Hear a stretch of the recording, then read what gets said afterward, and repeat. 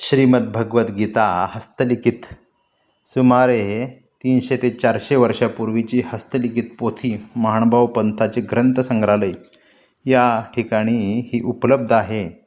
फार पुरातन आणि वाळवीनं खाल्लेली आहे पोथी. साधारण या ठिकाणी या पोथीला साधारण कसर लागलेली आहे, वाळवी लागलेली आहे, परंतु हस्तलिखित भगवद्गीता आहे.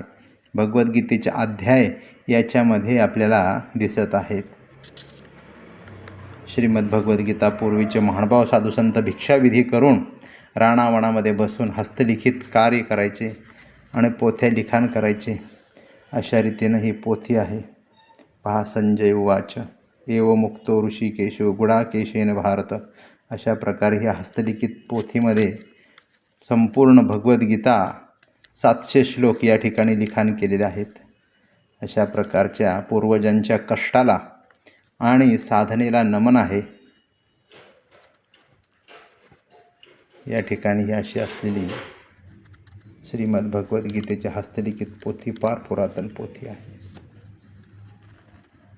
जे काही पानं खालचे आणि वरील भागातील पानं गळालेले आहेत, अशी ही पोथी या ग्रंथसंग्रहालयामध्ये आपल्याला दिसत आहेत.